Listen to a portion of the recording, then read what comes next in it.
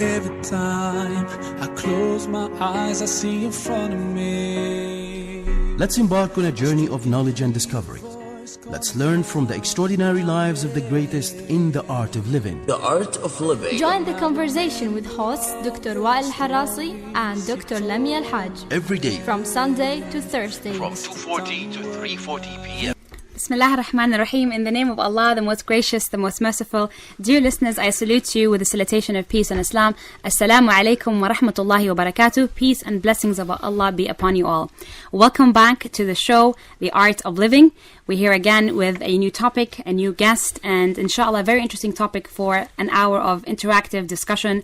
We always enjoy your calls, so please do call us and let's hear your voices, your ideas, your thoughts, even your disagreements. Please do call us on 24602058. That is 24602058. What we're talking about today is, or the title is, Time, the Forgotten Treasure. So why is time a treasure? How do we need to take care of our time? Why is it important to take care of our time? And what happens if we don't take care of our time? All these interesting questions and topics that we're going to cover in today's show. What always strikes me is that it seems that there's never enough time in our day. And since we all get 24 hours, it strikes me why some people achieve much more than others with the same time. So I think the answer lies in good time management. What do you think? I totally agree. We lose touch with reality when we believe that we can do a lot without managing our times, without knowing where we spend our times, what really drains our time, and we feel very sorry down the line, several months later, several years later, when we see people achieve quite a lot and who achieves absolutely nothing. So Zilch. So if we were to describe it in simple words, time management would be how you organize and how you plan, how long you want to spend on each of your specific activities. First of all, how you value and you respect your time. Yeah. Understanding the value and respecting, giving it the right to deserve respect. If you looked, you've asked a question, why is it valuable? Yes. Why is it a treasure? And the answer is very easy. We treasure our money. Yeah. Every penny we spend, every riyal, every paisa we spend, we can recover back what we have spent. Mm-hmm. However, every minute or every second that passes by is irrecoverable. Gone forever. It's gone forever. So just sit down, think and reflect. What will happen if I let all the minutes, all the seconds, all the hours pass by and do absolutely nothing? We lose that forever. Mm-hmm. The sad thing is, if you sit and worry about what has gone and cry about it, you're also wasting time. Absolutely. So the only thing you do, you need to manage it well and use it well. So first of all, value it. You need to understand the importance of time, and then organize your time and take full advantage of every minute of your life. Yes. Because that minute will never come back again. Absolutely. So if we're going to say, okay, why do we need time management? What are the benefits of time management? We can say that there's much greater productivity. Yeah. And you become more efficient when you manage your time. You become happier. You become happier when you believe that you have achieved quite a lot in a short span of time, just because you've managed it well. And that brings us to somebody who managed his time very well. And that was our late Sheikh Khalfan Al-Aysari rahmatullahi alayh. And this is a perfect time to introduce our guest. In the studio today we have, again, we are really pleased to have again in the studio Ahmed bin Khalfan Al-Aysari, the son of Sheikh Khalfan. The first session he spoke about was first steps towards change. And today the second session is about time management, which is what you need for your first steps towards change. Yeah. So Ahmed, thank you so much for accepting the invitation again. We're very happy to have you. Wa alaikum salam wa rahmatullahi wa barakatuh. Again, it's my honor and it's my pleasure to be here with you guys. I do learn a lot. So thank you so much for that. Thank you so much. Thank you. You remind us all by the late Sheikh Khalfan rahimahullah, and it gives us such joy just to see the smile. Alhamdulillah. Yeah? And even the way you say Alhamdulillah. Yeah. So time is valuable. We've established that. Yeah. Times need to be managed, and learning examples. Yeah, giving people examples of how we should manage our times. From your experience with your father, with what you have been taught, and you really have shocked me a little bit with the fact that you've given me, but maybe we'll see if we need to mention that later on or not. Yeah, it's okay. Yeah. Okay, so from from your experience with Sheikh Alfan rahimahullah, you're his son, very close to him, and he's a person who has achieved quite a lot, and people know exactly what he has achieved outside the house. Balancing work and home, how did that happen? How did that affect you, even as a child with your father? Yeah, I do remember before a very long time when I used to be a child. I do remember when I came back from my hometown, Ibra, up to Muscat. His first sessions and lectures of time management. I do remember he played a cassette in a car, and I used to listen that with him. So that was his very first beginnings. And I do remember he had a very small note where he can write his task, and from there he continues in that road. So he started to enter a lot of sessions, Brent Tracy, and actually his very early start was on, I think 2000 something, the early 1000. Yeah. And from there on, he started to teach me how to manage my time, how to identify my values, my goals, and within that you can set your time. So he was a really very good role model of how to manage your time. He used to have in his iPad many programs to manage his time, and he divided into tasks, and within that tasks he divided what is the most important up to the less important. So he always prioritizes. Yeah. So set the goals, set the aims, and then prioritize which is most important to least, and then organize yourself from there. Yeah, there you are.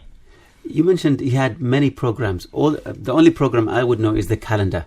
Yeah, My notes. and my notes. Yeah, what sort of programs are we talking about here that will help manage time? And just before we go deeper into the steps, what are the types of programs? The normal programs. At the beginning, he used an Excel sheet, but from where on, he used. There is a program in Apple's. It came with the phone. Reminders. Yeah. And there is another program, OmniFocus. So there are many programs where he can. There was a story about him visiting, relatives, and it would beep after 5 minutes, and he would. How true is the story? And can you tell us more about that? Pardon me again? There is a story of that even in Silat al-Rahim, when visiting his family, he would set for the visit 5 minutes, a timer. Yeah. Unfortunately, that's not a true story. Okay. Because in every weekend, probably he set a time every week to visit his relatives, and if he couldn't, especially when he had his illness, he used to call them. So I don't believe that he had a limited time with them. Yeah. But he tried to spend as much as he can with them. Okay. But he's not limiting them. And the interesting thing is about Marhum Sheikh Alfan Al-Aisri is that even every person you speak to, it seems like he gave them a lot of his time, because everybody seems to believe that they got the most time with him. So just talking to all these people, and this only was revealed after he passed away, and it just seems like, how did he have time to do anything for himself? Did he ever have time for himself? Yeah, sure. Especially when I used to travel a lot with him inside Oman, or while going to others' workshops. Yeah. The time when when I'm driving, he's just sitting next to me, and I do remember he just go away and sleep, or sometimes he just close his eyes and relax or motivate himself. I believe that he was planning, and he's motivating and reminding him of what he want to do. And once he's awake, he would love to share with me what are we going to do. And in our way back, he's sometimes he's asking me, what do we learn from this and that? So although he's having his resting time, but he ignored that, but Nothing has gone wasted. yeah, So basically, he didn't have any free time. He used his free time wisely. yeah, Because it's good to have free time, but you need to use it wisely. And it's very evident from all the stories that we hear from him that he utilized every minute of his life. And this maybe can take us back to talking about why it is important to manage your time. So, for example, he was known to be a very professional. He had a very good professional reputation because keeping your time is a very important skill and an aspect of any person that you want to trust or you want to deal with. Nobody wants to deal with somebody who does not keep their word, who does not keep their time. So part of managing your time is being professional, yeah. And even in your career. And I have a very good story. My father, he used to tell me a lot. Believe it or not, he cancelled a lot of deals. It may reach about millions, and because of the person of that deal himself, he don't respect his time, or he's late for some few minutes, even though he's with his partners. Yeah. Yeah. So he would cancel a deal for several millions because the time is more valuable to him. yeah, Yeah, and it's a matter of concept as well. Yes. I think it was a matter of concept yeah, that told him. I suppose that told him more about that person yeah, that he didn't know, because True. it tells you about the personality of the person. So you don't want to deal with somebody who, first of all, doesn't keep who his don't word. respect. He always used to say, the person who will respect you, he will respect your time.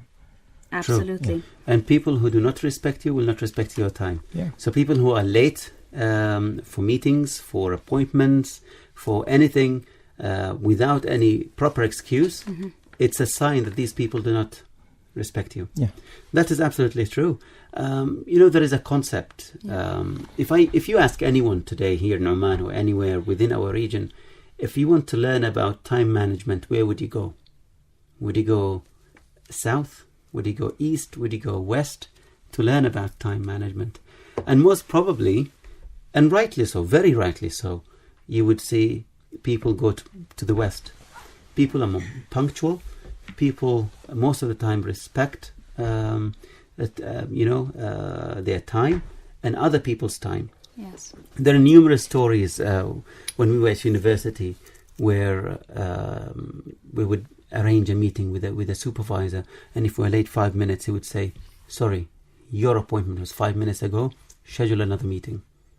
Yeah, and that was to teach us A hard how, lesson. a hard lesson, and how to manage our time properly and to respect our time and other people's time. But the real message I would like to get across is that we haven't been like this always as Muslims and as Arabs. It is a very common phrase. It's an Arab appointment. Yeah, Arab timing. It's Arab timing. If someone tells you I will arrive at 5 o'clock, they'll arrive 6:30. Yeah, and it could be 9 o'clock, or it could be 5 o'clock next day. Yeah, but we haven't been always like this for several reasons. We have our ancestors, very close ancestors, even our grandfathers. Parents. They used to respect the time a lot. We have the teachings of the Prophet Muhammad sallallahu alaihi wasallam, and as Muslims, it is part of our religion to value time. And there are numerous hadiths. We'll begin with one that says, "نعمتان مغبون فيهما كثير من الناس الصحة والفراغ."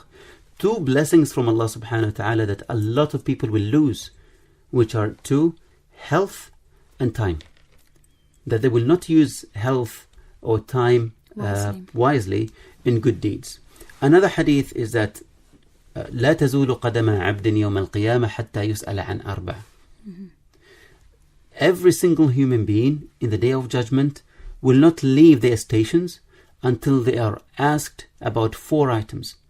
2 of those items is about time. 1, about their lives, what did they do with it. Secondly, about a very specific stage of their lives, which is youth. yeah, Which says a lot about youth and time, huh? That the time that all 3 of us here in the studio will be asked, what did we do with our youth? And the listeners as well. Youth and the elderly, everyone will be asked about our time. So it is part of our culture, it is part of our religion, it is part of our belief to value time and to manage it well. Many other hadith, many other teachings about the time management. And if we look even at our ancestors, very, very close ancestors, Imam Muhammad Abdullah al-Khalili, yeah, rahimahullah. he was a student with Sheikh Imam al-Salimi, rahimahullah. And he used to pray in the local masjid, and they used to have a candle. And that candle used to be switched off or unlit every day after Isha prayer. And there was a certain person who is responsible to do that every single day. He will unlight, he will switch off the candle. He will come back in the morning for the morning Fajr prayers and do the same again. Light the candle for people to come and pray. One day Imam al-Khalili was reading under the candle, under the light of the candle. And the man said, "We need to leave." He said, "Why?" He said, "I need to, switch off the candle." He said, "I'll do it for you. You just leave." So the guy left. He came in the morning and he saw Imam al-Khalili, who was very young at the time, still in the same posture, reading. He said, and the Imam Khalil looked at the guy and said, "I told you I'll switch off the candle." And it was more than 8 hours. And he was just reading, utilizing his time reading. He said, "Son, it is morning time. I went back home, I slept, I came back. And you're still reading." He didn't even notice. He didn't even notice time. They use their time in something that they liked and something that is beneficial. Useful. Another very close example, Sheikh Hamoud al-Sawafi. Sheikh Hamoud al-Sawafi, he sleeps 3 hours a day. 2 hours in the afternoon and 1 hour at night. And throughout the day, he's either teaching or spending time with his family and children, or with students, or reading. Now he's blind, but he would either listen to recorded tapes or have someone with him reading for him. So spending time very wisely in things you like to do, not necessarily reading. These people love reading, they spend their time in reading. If you love doing something else that is useful, do it.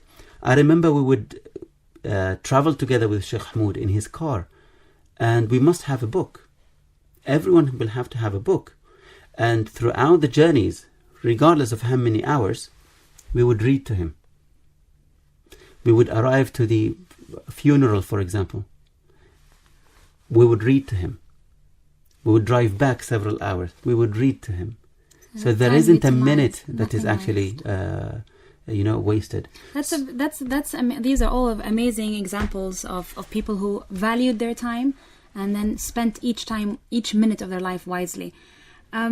If we are to discuss the opposite scenario, Ahmed and Wa'il, what if the first thing you think of if I say, what's the first thing that the youth would spend their time on? Maybe we shall ask the youth to tell us, so they could call us on 24602058. That's 24602058. Call us, and maybe we could examine together how we use our times. Yeah, how do you think how do you use your time, and what do you think the majority of the people around us, especially the youth, spend their time on? Ahmed, what are your insights on this? To me, I believe that the period of being youth is full with energy, and because of that energy, usually we don't see the what I mean is that we don't see the value of that time. Yes. So I need to spend it to anything that to enjoy my time.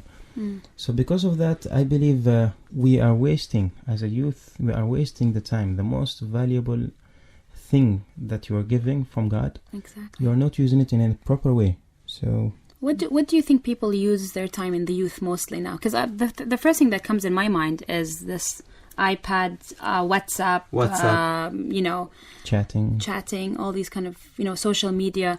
I mean, of course, we're not saying that you should not spend any time on them, but مثل ما يقولوا السلاح ذو حدين. It's got two sides of it. This weapon.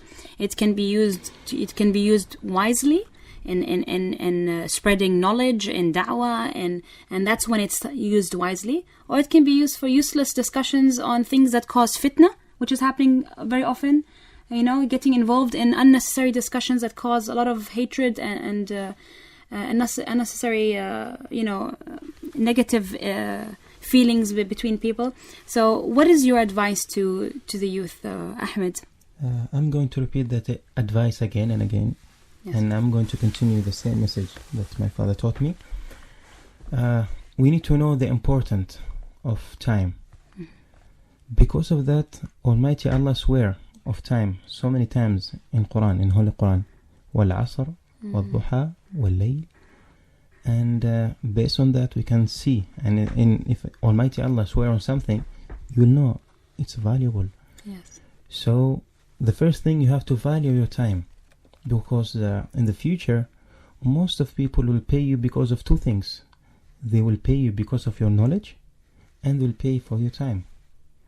Yeah. That's a very important point. And it's funny that how we spend our time wasting time, and then we go spend money to learn how to manage our time. Because in order to manage your time, you need to take time management courses, which is actually taking up some of your time. So if we instill this value, I'm lost. I like to do that kind of stuff. So if we instill the value of appreciate your time in the children. And I would like to share a very funny story, just a short one here. Is now it's summer holidays. I've got 2 kids, 6.5 and 3.5, and I always try to teach them to utilize their time in something beneficial. Of course, trying to convince a 6-year-old not to watch a lot of cartoons is not very easy. So I always ask my child, what do you learn from this cartoon? Okay, so there's some specific cartoons that he's not allowed to watch, and today he insisted on watching Lion King. I said, Talal, what do you learn from Lion King? So he said, Mama, I learned lots of things. He called me in the office 3 hours later and he said, Mama, I learned what a food chain is. And he explained to me what the food chain is. And I said, excellent, as long as you're picking up some good things from the cartoon. But I want him to be aware that you are spending your time, you need to spend it wisely. And then he knows that at 11 o'clock, he needs to stop whatever he's doing and he needs to pick any book, read it, because I'm going to come back home and ask him about that book. What did you like? What did you enjoy? It can be Arabic, it can be English, it can be an encyclopedia, whatever it is. I said, just pick any pages, read about it, and then summarize it to me when I come back home. So it's never too early. A lot of people say, you're strict, let the children have fun. I believe that it's very important to instill this value in the children at a very young age. And then about 5 years later, they will complain that all their children do is having fun. Well, that is what you instilled in them, having fun only. Yeah? So we need to start very early. The balance is important, yeah. Teach them, didn't the child have fun watching Lion King? But there was a lesson. Spend your time watching it, but there is something to learn in it. Learn whatever you can learn and let me know. Exactly. So they will learn that everything in life, there is a lesson that to be grabbed. Exactly. So it's just the concept. They need to be aware of the concept. And they can have lots of fun while they're learning. So it doesn't conflict. It doesn't conflict at all. With having fun doesn't mean that managing your time doesn't mean that you're not allowed to have fun. Actually, good time management, put some fun in there. In your schedule, in your planning, while you're managing your time, have some fun elements. Well, fun can be integrated, as we said in a previous show. Exactly. It could be integrated in anything you do. It's just a misconception that fun equals wasting the time.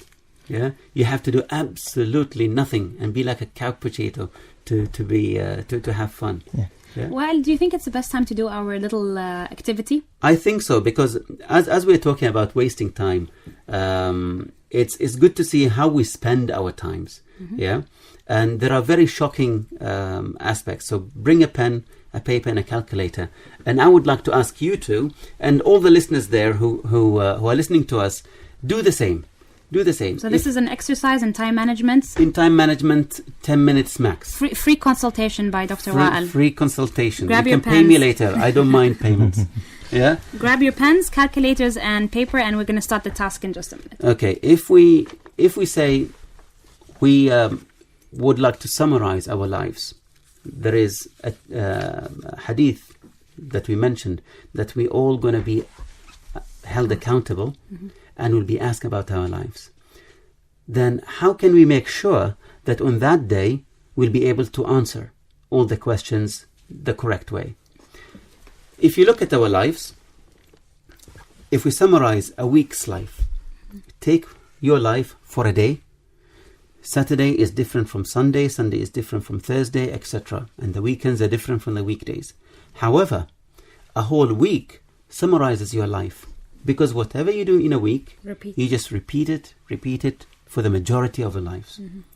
So let's ask ourselves, if we are able to grasp what we do in a week, we will be able to see what we do in our lives and where we will end up in 40 years or 60 years from today. And here we need to ask our listeners to be very honest with their answers. So even if they spend such and such hours on WhatsApp, they need to write that down. Write it down. Don't share it with us. You don't have to share it with us.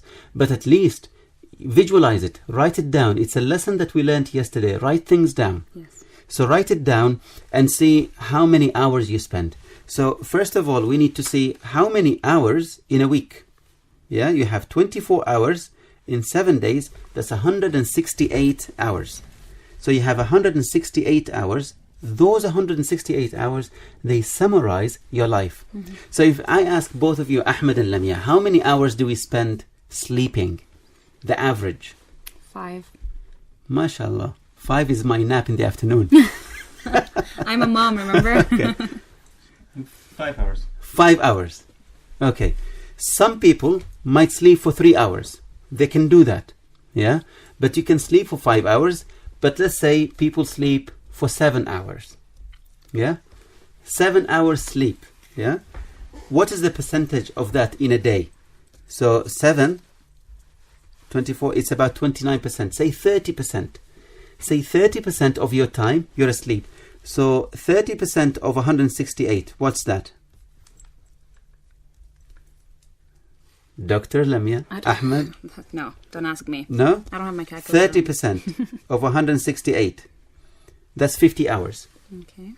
So immediately you take 50 hours off and you end up with 118 hours in a week. How many hours do we spend in our careers? 8. 6 actually in Ramadan. In Ramadan? Outside Ramadan? 8 on a good day. 8 hours? Sometimes more. So 8 hours, and that's what? 25%. Yeah. Yeah? 25% of your time. So 168, that's another 42 hours. Yeah, so we have 118 hours remaining minus 42 hours. We have 76 hours remaining in a week. This is in a week. How many hours or how many minutes do you spend, let's say, getting ready to go to work? So we talked about sleep, the thing you do after sleep, which is go to work. Yeah. In between, you will get ready. You will wake up, go have a shower, brush your teeth. I guess it depends if Yeah. you're female or male. Yeah. Okay, 30 average. minutes, 30 minutes. 30 minutes. How many times a day would you do that? Twice, probably. Twice a day. So an hour a day. Yeah? That is 4%. 1 hour. Yeah? That is 4%. So if you take 4% of 168, that is almost 7 hours. Almost 7 hours. So you have 70 hours remaining or so. 70 hours remaining of your week. You have slept, you have went to work, you have prepared to go to work or showered. What about your social interaction, time with family? How many hours a week or how many minutes or hours a day do you spend with your family? When I say family, your mother, your father, your wife, your children, a day. Well, it depends if you're talking about doing stuff with them or just being around them. Just being at home with family. Ahmed? 2-3 hours. A day? Yeah, probably 3 2-3 hours a day? Okay. So 3 let's hours. say 2 hours a day. So that is 8%. Yeah? So 8%, that's 13 hours. So remaining 57 hours a week. Okay? How many hours do we spend shopping? Well, that's not a daily activity. But we do spend sometime a week. How many? Grocery shopping and Everything, every shopping you do. probably 2 hours a week maximum. I don't. 1 hour. Someone is doing it for you. Lucky you, you've got 2 spare hours now. Is it fair to tell our listeners that, or maybe it's 2 hours a week? Yeah, maximum. That's the high end, I would say. 2 hours a week. So that's another 8%. So if you take 13 hours off, that's 43 hours a week remaining.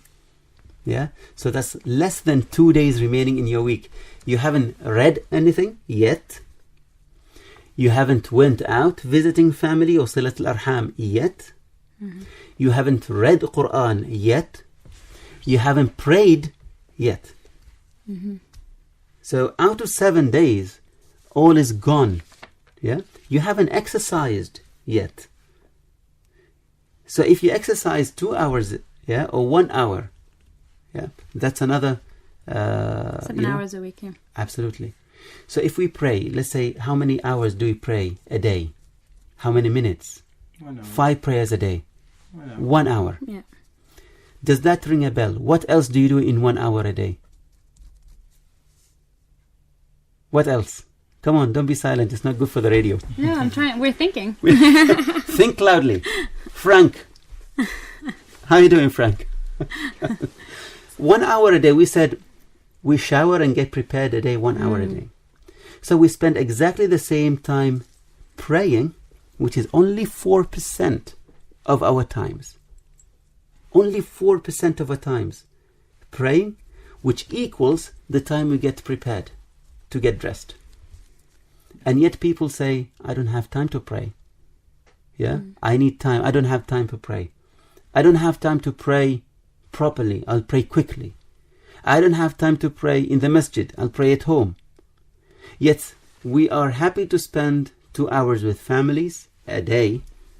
We are happy to spend 1 hour getting dressed and washing up.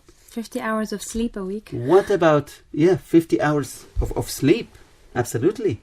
Compared to 7 hours of Compared praying to a week. 7 hours a week of praying. And that 7 hours is only 4%. So remember, in the day of judgment, Allah would like to know, have you prayed? He's not asking for much. He's only asking for 4% of your life. 4% of a week is 4% of your life. Yeah? Do this exercise and see how much time you spend commuting in your car. Yeah? And I would like to end the exercise by doing a very simple calculation. If you turn your commuting time as a reading time, just imagine if it's a reading time. We always complain that we spend a lot of time in our cars commuting, and it's always traffic jams here and there, and time is wasted. Imagine if you use your time in your car reading. Not literally reading words, but having to listen to audiobooks. Yeah? How many hours do we need to read an average book of 200 pages, let's say? 10 hours? Continuous 10 hours? No, less than that. 200 pages? 200 pages. Less? I would say 4 or 5 hours. 4 or 5 hours. Yeah, maximum. Okay. But we need to be realistic that the majority of people actually do not read. So let's say that we give them to read a book. That's exaggerating, say 10 hours. And 10 hours. Which means in 24 hours you can read 2.5 books. Continuously, 24 hours. 24 hours, 2.5 books. So if we spend, how many hours do we spend a week commuting in our cars? Roughly. I would say an hour a day. An hour a day? Yeah, Maybe some people 2. 2 So hours. 7 to 14 hours a day. Let's say it's 10 hours a week. 7 to 14 hours a week. Let's say we'll take the average. That is about 10 hours. In 10 hours, you can read 1 book. So that's 1 book a week. So that's a skill for time management there. If you are stuck in, you utilize that, turn that 1 hour of frustration, stuck in traffic, into an hour of productivity, manage your time and use it for something useful like listening to audiobooks. So if you read, and during your commute, in a year, you will read 52 books. You would read 52 books. If in your adulthood, let's say 40 years of your adulthood, yeah, then the number of books you would read is over 2,000 books. That's only sitting in your car in a traffic jam. That would make your traffic jam, a learning experience and really feel good because you're learning something. Yeah. So just imagine over 2,080 books. Yeah. If you are stuck in a traffic jam, manage your time very wisely. Look which times in your life really have potential to be used in a good manner. And I think if you do this and draw a pie chart for your life, you will discover quite a lot. So this comes back then to assigning the goals, assigning goals, having a clear vision of what you want, the purpose of life, understanding the purpose of our life. Because if we understand why we're here, then we would start arranging our tasks and activities accordingly, and we will not waste time. Because again, it's a valuable asset that we have that we need to take care of. I would like to know the views of the audience on time management. What tips and advices do you have? Any stories that you have to share? So please do call us on 24602058. That is 24602058. Ahmed, do you have any comments? Anything that you'd like to add? Actually, yes. One of the good advices that I do remember, and my father, he used to tell us a lot, and he used to say it a lot in Al-Jum'ah speech, Khutbat Al-Jum'ah. He said, if you want to know the productivity of the youth generation, you just have to ask them, what are you doing in your empty time? Yeah. So by answering that question, I can tell you, how's your future? Wow, that's an insight. That's a powerful question, and it tells you how people think. Yeah. So if you ask somebody, what do you do in your free time? And they sit and pause, then you know that the time is wasted. Then the future is Yeah, I mean, it's hesitant. It means it's blurry. Yeah. It's unclear. There's no vision. And that's a scary thing. And maybe it's time for us to all pause and really think about it. It's never too late. Yes. I mean, if you have already, and we have already wasted a lot of time, we're not talking as if we don't waste time. This is a problem that everybody faces, and everybody would like to improve on. So it's never too late. It's always good to start now. Start with what you want. Aim high, aspire high, make your goals clear, and start managing your time. Either through skills like developing time management skills like creating a simple to-do list. We discussed planning yesterday with His Excellency. Having weekly and daily planners. That's a fantastic way of managing your time. And also to have a long-term plan. Yeah. So you can break down your time management skills into daily tasks, weekly tasks, yearly tasks, and then a long-term. But before planning that, Lamia, before planning for your time, you need to understand what's going on with your time currently. Understand where you spend your time by the simple exercise we've done. Do a more comprehensive one. Identify the drainage areas. Where do you actually drain time? What are the things that would drain your time? Yeah, close those drains. Utilize them in a very good way. Ahmed. And I can ask you a very simple question, or the audience, they can ask themselves. If you were about to have from your life just 1 week left, so what will change? Wow, a lot of things will change. A lot of things. So you will know there is something wrong. Now it is the time to change it. So these are some of the powerful questions that you can ask yourself, and within that you will start to discover, as you said, Dr. Wael, where is your wastage time? Ahmed, that's an excellent question, and I would take it a step further and say maybe we should ask ourselves that question every morning when we wake up. What if this is our final day? What if this is our final day? If we really master our lives and master the way we manage our time, and ask this question, there are a lot of things in life would do. There are a lot of arguments you would stop, wouldn't want to get into. Things become not worth it anymore. Not worth it anymore. Because you are heading to something that is more valuable, and much more worthy. And this teaching is in our religion, because we are advised to, when we stand up for our prayers, to imagine that this is our last prayer. Yes. Because how would that prayer look like? Will you be rushing? Will you be praying and thinking about something else? It will be a totally different prayer. And I've tried this a few times, and it makes a very big difference. Just to pause for half a minute before praying and just say, imagine that this is your last prayer, and that when you put your head on the ground, you might not get up again. Yeah. That feeling makes you give 100% into the task that you're doing. So if we implement that in every task of our life, we will try to perfect everything in our life. I'd like to remind our listeners to call us on 24602058. That is 24602058. What are your views on time management, and what tips and advices do you have, and any comments that you have throughout our show? I'd like to talk about maybe we need to talk about what we can learn from the Prophet ﷺ seerah, from his life. How did he manage time?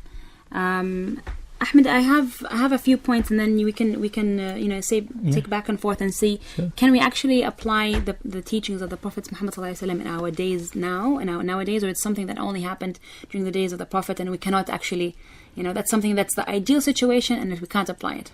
No, of course. The Prophet ﷺ, he was an excellent role model for us to, in every area of your life, you can implement whatever he does.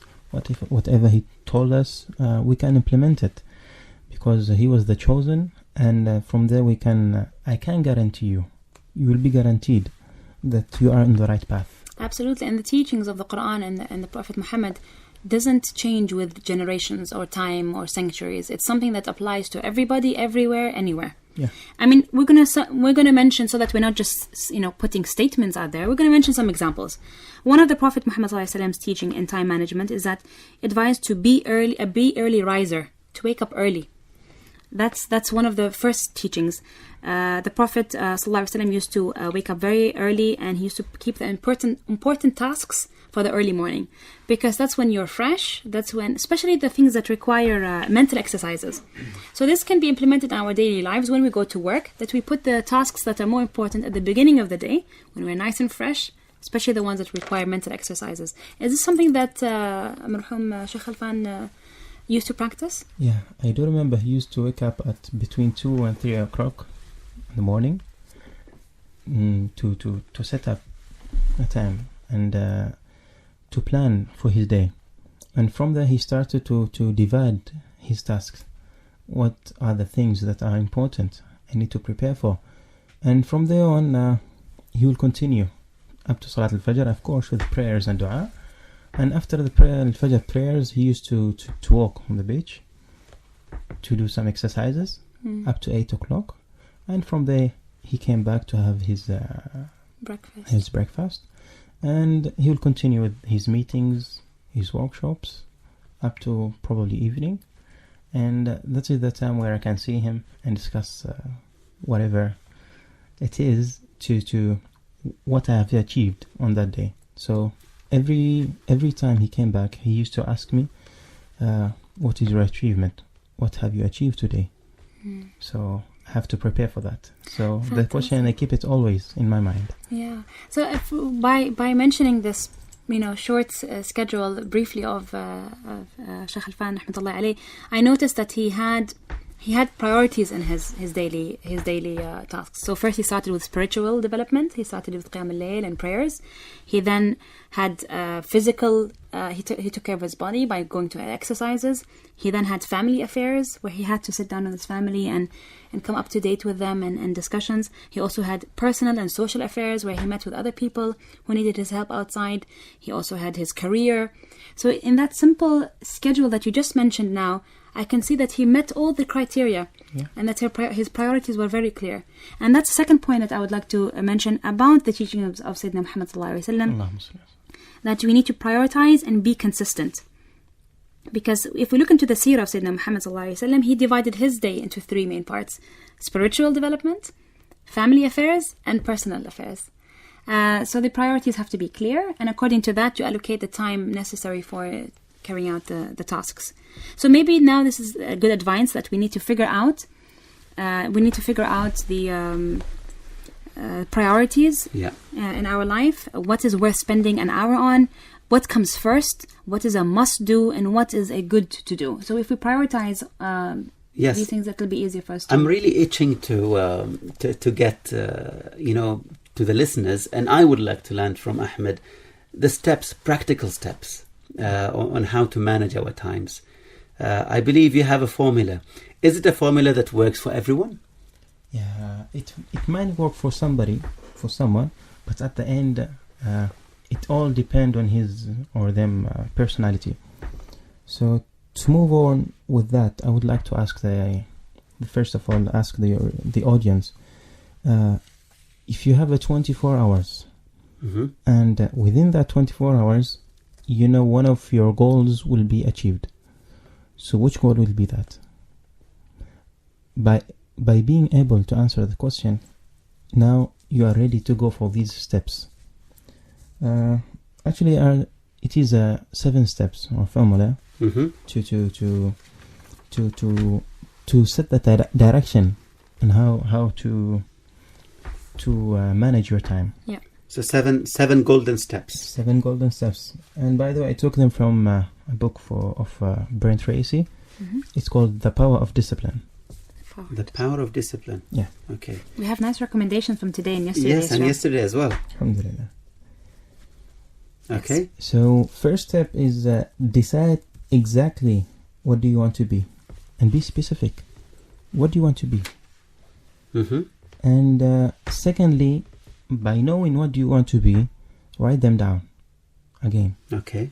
Because by writing them down, you are doing something that you can see, that you can touch, so it's visible for you. So it sticks more in the mind, and that's something that was emphasized yesterday a lot by His Excellency Talal Rahbi. He mentioned that it was very important, and research showed that people who actually wrote down their plans achieved their plans more than the people who did not write their plans and just kept it in their mind. So step 1 is to know what you want to be, and then write it down in details. Yeah. Okay. And thirdly, set a deadline of your goals. By doing that, it will serve you, and it can play as a motivation or forcing system. It will force you to do it. Setting deadlines could be demotivating as well if you don't do it correctly. If you force yourself to finish a task prematurely, if you think that you're a Superman and you can finish this task ahead of anyone else, if a task takes 5 hours and you say, I'll finish it in 2, I think you will be disappointed. But generally speaking, having deadlines actually pushes you to complete your I'm not task. saying don't have it. Have it, but be very careful when you put them. Be sensible and reasonable. And that comes to this point. Brian Tracy said there are no unrealistic goals. It's the unrealistic deadline. Yes. So the problem is not with the goal itself; it's with the deadline. So step number 4. Make a list of everything that can help you to achieve that goal. Enablers, yeah? What is it that will enable you to achieve? If we take an example, Ahmed, here, yeah? Let's say I would like to achieve sleeping 3 hours a day. Simple, yeah? Everyone is telling you need 8 hours of sleep a day. But we have examples of people who sleep 5 hours a day. Let's not scare people off and 3 hours. 5 hours a day. Yeah? So you get 3 more hours a day, which is quite a lot. Yeah? Quite a lot. If I'm a person who sleeps 8 hours and I would like to sleep for 5 hours, I need to look for things that will enable me to do that. How do I achieve that? You can achieve that by, first of all, by reprogram your mind. Your habits. First of all, what are the things that you are continue to tell yourself? Most of people, they are telling themselves, I can't sleep for 5 hours. It's not enough. The question is, have you tried? No. So they are. Maybe they rush into the results, Yeah. and they need to understand that time management is a journey. You need to practice it, and it takes time. And taking information for granted, that's the problem. We take information like 8 hours of sleep is recommended for every human being. That's not entirely true. Do not take information for granted. Question them, challenge them, try it. No one is stopping you to try and prove it otherwise. Maybe 8 hours is more than enough. Yeah, maybe you're killing yourself by sleeping 8 hours. That's a fourth, 1/4 of your life, 25%. So if you live for 60 years, yeah, 15 years you're asleep. 15 years you're asleep. So challenge these things and find the enablers. I think some of the things that help you sleep less and finding enablers is do not eat a lot. Do not fill your stomach when you eat. Keep yourself active physically as well, because you'll feel tired. And then when you go to sleep, you'll sleep immediately. Have something to wake up for. Imagine something that, okay, I would like to wake up to do so and so. At this time. At this time. Be specific again. If we ask ourselves, it's very interesting. If we ask ourselves before alarm clocks, how did people wake up for prayers? for Fajr prayer every single day, not being late. Clock. Biological clock. How did they manage to do it? By telling themselves. Telling themselves, I would like to wake up for Fajr prayers. I would like to wake up 40 minutes, 1 hour before Fajr prayers. Because Bilal ibn Rabah, radiallahu anh, he used to wake up before so he could call for the prayers. How did he do it? So this is the power of the subconscious mind. The power of the mind, the power of human being. Yeah, we don't need alarm clocks, buzzers. I'll try it today. You try it. And if you read the last few verses of Surah Al-Kahf, they help you achieve that. So you read them and then you program. So these are some enablers. Yeah. So sorry to interrupt you, Ahmed, there, but it's good to elaborate sometimes on these points. Yeah, I will believe it or not. I don't use the alarm clock anymore. So I just program it into my mind before I go to sleep. I just set a goal and time. I need to wake up at this time. And it works. It works. So you have a live example here in the studio, somebody who does not use the alarm in these days. You know what? Everyone does that. But Ahmed, you're doing it voluntarily. Yeah. You chose to do it. But remember, we all do that when we are forced. If you have a flight to catch, or exam, very early in the morning, would you even sleep?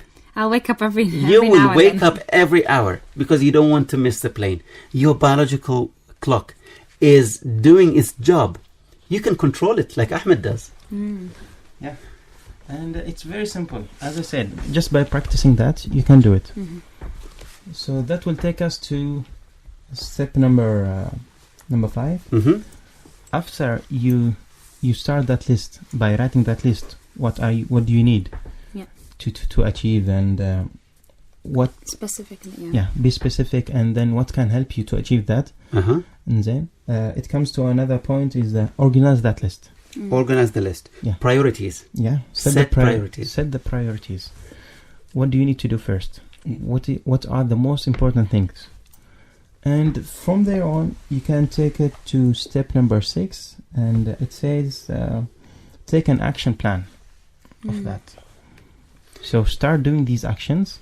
So just setting the plan is not enough. It's exactly what we mentioned yesterday, Lamia. Yes. You need to have an action plan. Having a plan is good. Now actioning it. Can you, Ahmed, please elaborate more and tell the listeners what's the difference between the action plan and the plan? The plan is just you are writing just the headlines. Yeah. These are the big words, big amounts. But the action plan, you are breaking down them into very simple tasks. And that is taking us to the last point, which is do something every day. Yeah.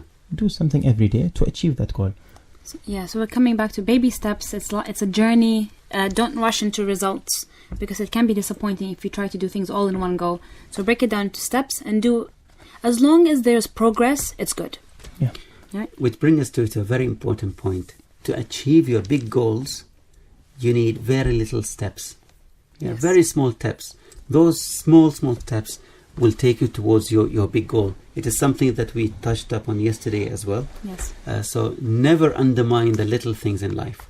The little things in life, they will take you to glory, and it is the little things in life that will drag you into hell. Absolutely, and that's why you should not procrastinate. Yes. And that's why my father, he used to tell me a lot. These tasks, these small tasks that I give you, please, respect them. Because it will mean a lot to you later on. You will start to appreciating these tasks later on. You may not know it now, but later on you'll discover it. Ahmed, that's a very good time to stop for a break.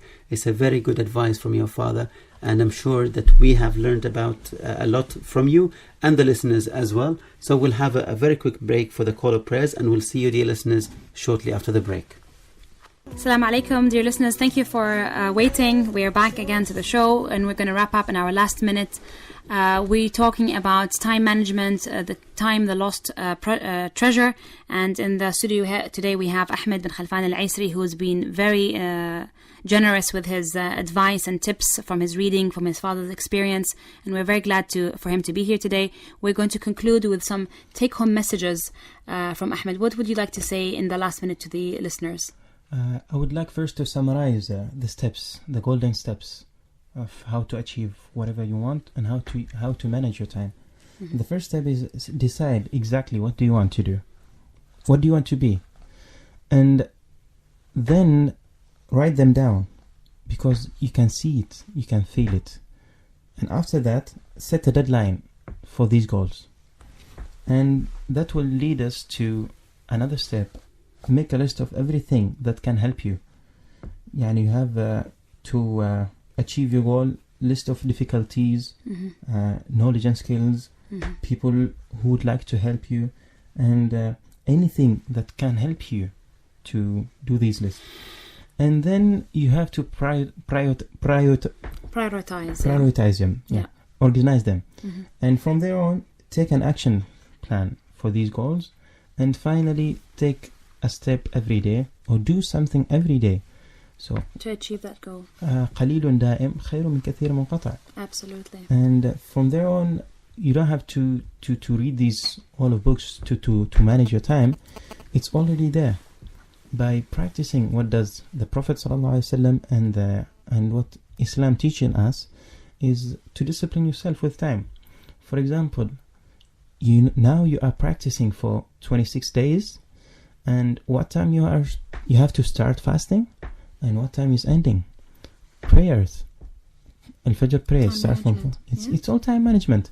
So by practicing Islam, actually you are you're being trained. You are being trained. Yeah, there you are. Thank you very much, Ahmed, for all your valuable points and inputs, and we will definitely take by it, inshallah. It was a very nice show. Thank you so much, Wael, as well, for all the interactions, and thanks for the audience for listening. I do blame you for not calling today. I missed your voices, so hopefully we'll get more interaction tomorrow. But I believe you're busy still doing the calculations with Wael's activity.